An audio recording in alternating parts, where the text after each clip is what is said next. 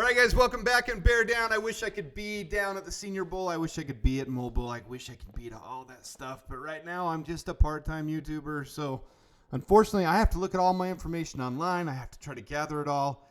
And it's kind of frustrating for me because I would love to be there. So, maybe one day we'll get there. But I do want to give my 2 bits on a couple of different things involved with this entire process. Because this isn't just a 1-week process. This isn't just leading up to the combine process. This does encapsulate the entire year that has gone into these young men that are trying to make their way into the NFL. So here's a couple things that I have thoughts on. I saw this and it kind of made me laugh because day one, Xavier Legette was getting absolutely shredded. He's one of my favorite prospects, as you guys well know. And it's not just because he's 6'3". I did like that, and I do think the Bears need an absolute tall, strong-bodied, off-the-line X-receiver that can take those jam routes and he can get through the coverage, and he can muscle his way and get those contested catches. And that's one of the things I've talked about on here. But day 2, all of a sudden, Xavier Legette is the best thing down there. According to Lou Riddick, Xavier Legette had a very strong day. Inside, outside, short, intermediate, deep, contested catches, run after catch. He can do all of it at a high level.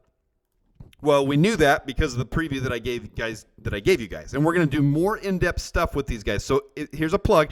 If you haven't, please hit the like button and please subscribe. I do appreciate it, and it means a lot to me because this is what I want to be doing. I enjoy this stuff so much. But look at the top line. He was my favorite prospect.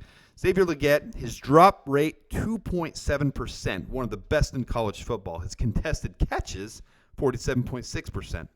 Other guys that I hear are doing well, Ricky Pearsall, Roman Wilson. Look at Roman Wilson, about 1, 2, 3, 4, 5, 6, 7, 8, 9 down, 8 or 9 down, 2.4% drop rate, 143.8 passer rating when targeted. So his QB has a passer rating of 143.8 when targeting him, and a contested catch rate of 60%. So these guys aren't a surprise to us, guys. Marcus Rosemy-Jacksaint, one of the guys rising my board, he has a decent time down there so far at the practices. Same type of thing. Look at him at the very bottom. Right now projected round 4, round 5. So there's a lot of guys to pay attention to. But the thing you want to notice, it's not just all about this 1 week that happens when they're down there at practice in front of scouts and GMs and people watching them and trying to figure it all out. These guys aren't just taking this 1 weekend into account. They're taking an entire season, an entire career's worth of body of work into account on all of this. Jackson Powers Johnson, third one down on the list there. To me, he was my favorite center, and I said that right off the bat. These are guards and center, so it's not just guards and center. But you hear about him, well, he's absolutely lighting it up. He's absolutely killing everybody. Well, yeah, I thought that from the start. 0.2% sacks hit hurry. That's a crazy rate, 0.2%. That's unheard of. But it wasn't a surprise to us. But the thing to keep in mind with this is after the Senior Bowl last year, John Michael Schmidt rose the boards like crazy. And I'm not saying it wasn't unwarranted, but he was the 36th out of 36 ranked centers this year in the National Football League. It doesn't mean everything. It's not just about 1 week or 1 game. It's going to be exciting to watch those games. The first one tonight and the other one on Saturday. But it's going to be fun, but it doesn't mean everything. So take that into account as you go through this process. Because it's not just about one thing. Cam Kitchens gets talked up like crazy. Javon Bullard all of a sudden is getting recognized. Well, look at Javon Bullard, 10.9% missed tackle rate. NFL passer rating against him of 35.3. Ridiculous. I've also heard very positive things about Josh Proctor. He's someone that I've put in my mock drafts because that NFL passer rating of 47.5% against.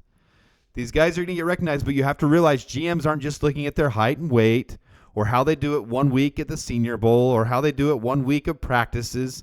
They're looking at an entire body of work. So guys aren't just going to jump from the 7th round to the 1st round. They're not just going to fall from the 1st round to the 3rd round because they had 1 poor week. It's going to change and adapt. And it's not going to be these huge fluxes.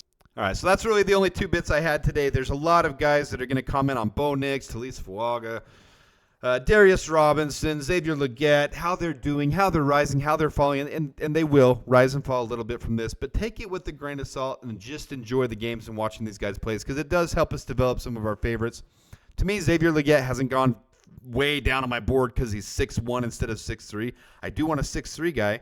But to me, what it makes me think is, yeah, this solidifies that I want Marvin Harrison Jr., and if Xavier Legette tends to fall for some reason, and we can snag a second wide receiver in maybe the second round, he won't fall to the third. But if we can snag him in the second round, if we get both of Washington picks and we can get Jackson Powers Johnson and Xavier Legette, that'd be fun. It just makes you think and hypothesize a little bit more. So, all right, hope you guys enjoy this.